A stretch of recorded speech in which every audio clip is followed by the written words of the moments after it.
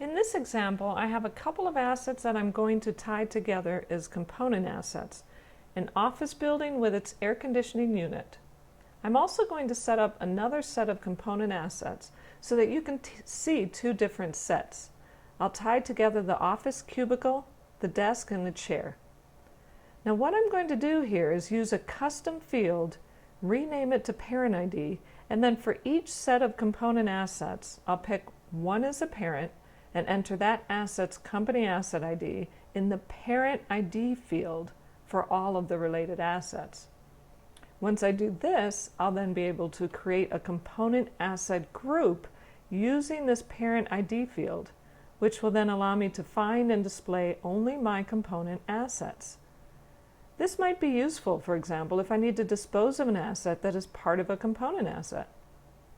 I can easily run a check to see if there are other assets in FAS related to the asset I want to dispose of by selecting a component asset group in the asset list view. From there, I can simply select assets I need to dispose of and run a bulk disposal to dispose of all of them. So as you can see, it will be very useful to me to have this custom field set up for this purpose. Let's take a look now to see how to set this up. To do this, I'm going to select Customize Fields from the Customize menu to display the Customize Fields dialog. On this dialog, I'm going to look at all of my asset fields to find a field I'm not currently using. I'm going to use Custom Field 6 for this purpose, and I will call it Parent ID. And so I'll enter Parent ID in the title field. Now I want this Parent ID field to display immediately below the company asset ID. So I'll change the value in the entry order field to third.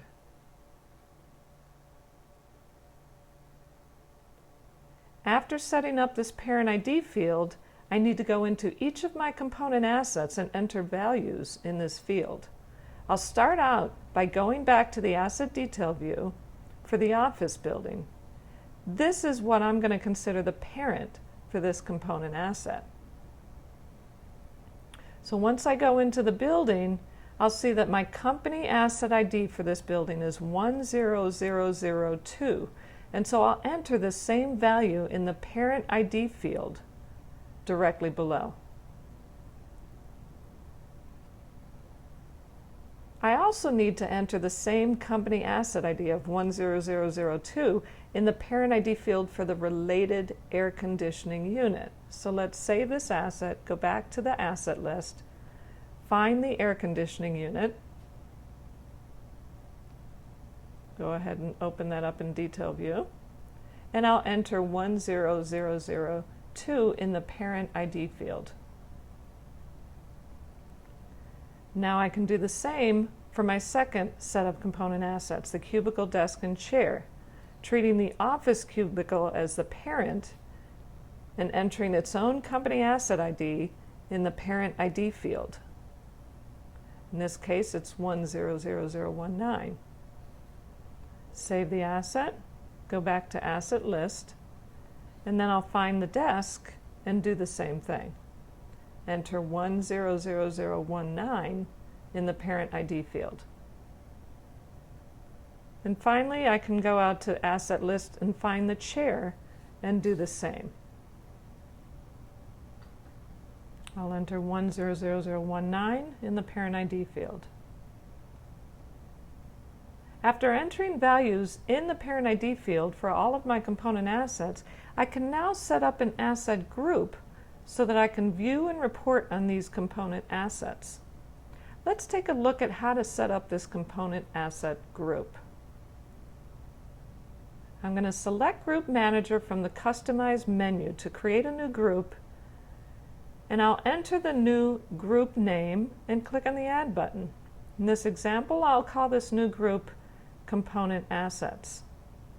Once I click on the Add button, I can then define this group, in essence telling FAS which assets to display when I select this group in the asset list or on reports.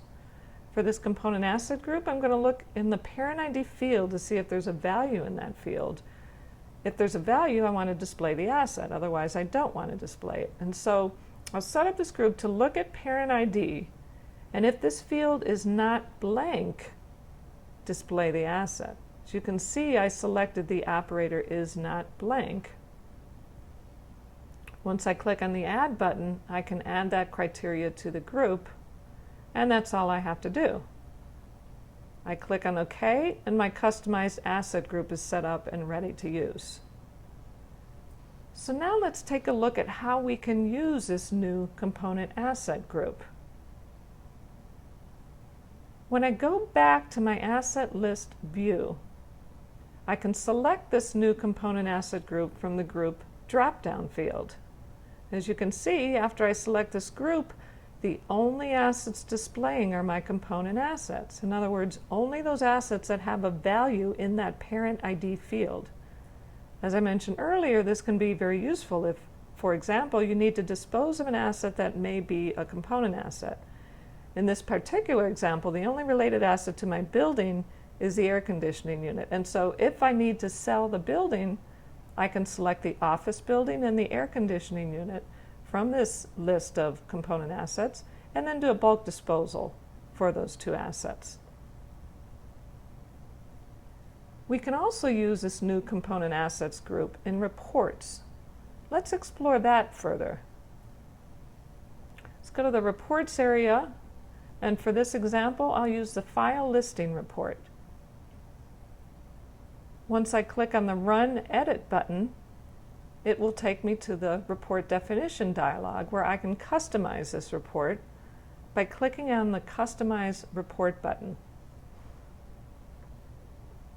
To add a field to a report, you simply select it from the list of fields, and then you click on the right arrow button to move it to a report column.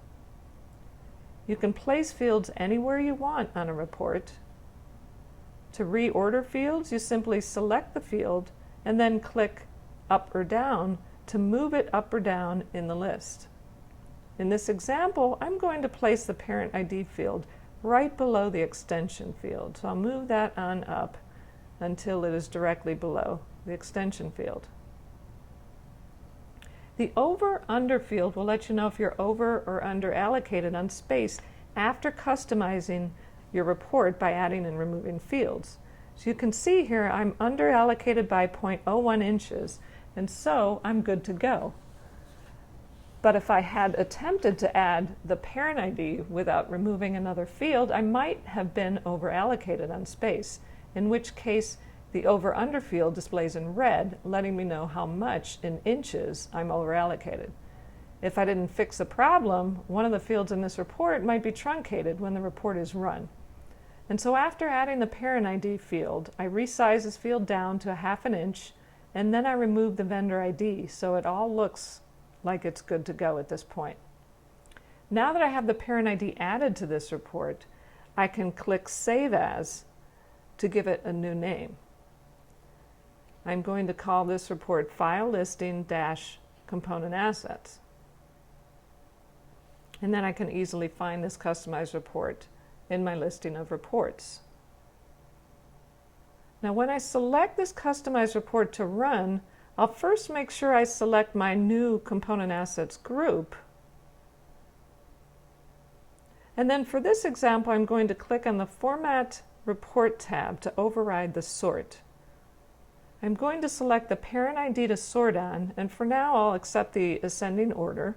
And I'm going to choose subtotal so that I can get groupings of my component assets. Each grouping will be a different set of component assets. Now I could have set the sort when I created the component assets group. If I wanted to sort this way every time I ran a report, regardless of the report, I can set these sort options in the group itself. To do this, I can go back to Group Manager, and I can select the group and then go to the Sort tab.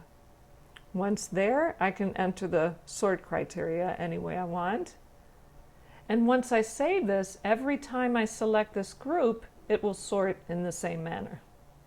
But let's get back to the report definition for the file listing report. After entering the sort criteria, for this particular report, let's see how it will look. Let's run the report and see how it'll look. As you can see, by grouping and subtotaling by parent ID, I can now see very easily which assets are tied together. Under the parent ID grouping of 10002, the building and air conditioning unit are displayed. Under the parent ID grouping of 100019, the cubicle, desk, and chair are displayed. I hope this discussion of how to set up, view, and report on your component assets was useful. With a little upfront thought and preparation, you can configure FAS to set up your component assets, which, as I mentioned previously, you'll most likely need to do if required to report under IFRS.